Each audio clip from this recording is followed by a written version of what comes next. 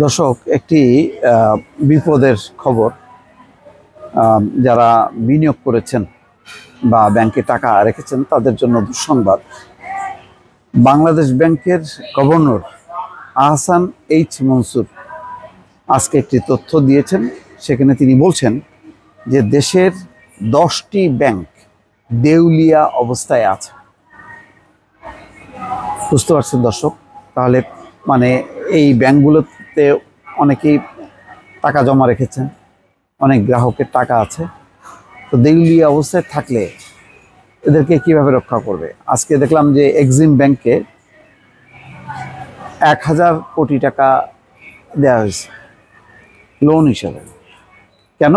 Exim bank যাতে ওই যে গার্মেন্টসের যে শ্রমিক আছে তাদের যাতে বেতন ভাতা পরিশোধ করতে পারে, সেই জন্য এই সহায়তা দেওয়া হয়েছে অনেক শর্ত সাপেক্ষে। কিন্তু এর বাইরেও তো 10টা ব্যাংকের কথা বললেন। খবরে বলা হচ্ছে দেশের 10টি ব্যাংক দেউলিয়া অবস্থায় আছে বলে মন্তব্য করেছেন বাংলাদেশ ব্যাংকের গভর্নর আহসান এইচ মনসুর। তবে দেউলিয়া পর্যায়ে থাকা ব্যাংকগুলোকে ঘুরে দাঁড়াতে বাংলাদেশ ব্যাংক টেকনিক্যাল অ্যাডভাইজারি ও লিকুইডিটি সুবিধা দেবে বলে জানিয়েছেন তিনি। অর্থাৎ রক্ষা করার জন্য চেষ্টা করা হচ্ছে যাতে আমানতকারীদের আমানত রক্ষা পায়। যারা কাজ করছেন, প্রচুর স্টাফ আছে, কর্মচারী আছে, তারাও যাতে রক্ষা পান। আর এই পরিস্থিতির জন্য অন্তর্বর্তী সরকার দায়ী না, এর জন্য মূল দায়ী হচ্ছে শেখ হাসিনা সরকারের লোকজনের লুটপাট। এবং তার মধ্যে তো বড় কয়েকজন মাফিয়া চিহ্নিত হয়েছে, সালমান এফ রহমান, এস আলম, আরও অনেকেই আছে। অনেকগুলো গ্রুপ দাঁড়িয়ে গেছে যারা হাজার হাজার কোটি টাকা লোন নিয়ে এখন তারা লাপাত্তা।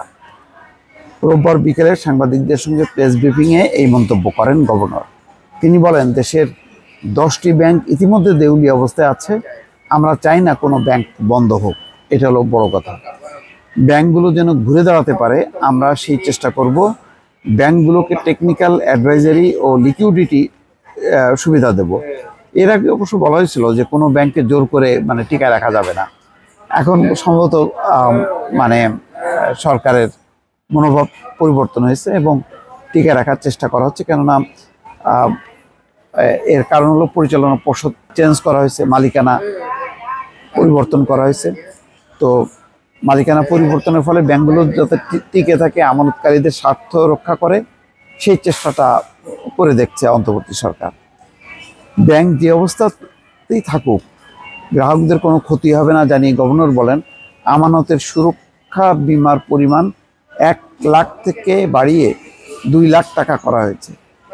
দেশের ব্যাংক খাতের 95% গ্রাহকের স্বার্থ নিশ্চিত হবে। তিনি বলেন, আমানত বিমা আইসক্রিমের পরিমাণ 1 লাখ থেকে 2 লাখ টাকায় উন্নীত করার সিদ্ধান্ত নিয়েছি। এর মাধ্যমে প্রায় 95% আমানতকারীর আমানত সম্পূর্ণরূপে নিরাপদ করা হয়েছে। পৃথিবীর কোনো দেশেই 100% আমানতকারীর টাকার গ্যারান্টি দিতে পারে না, আমরাও পারবো না। কোনো ব্যাংক দেউলিয়া হলে ছোট ছোট আমানতকারীরা সঙ্গে সঙ্গে টাকা ফেরত পাবেন, আতঙ্কিত হওয়ার কিছু নেই। ইতিমধ্যে ব্যাংক খাতে সংস্কার শুরু হয়েছে, কিছু হলেও কাজ হচ্ছে। এই মুহূর্তে আমাদের প্রধান লক্ষ্য আমানতকারীদের আস্থা ফিরিয়ে আনা, তাই আতঙ্কিত না হওয়ার পরামর্শ দিয়েছেন গভর্নর।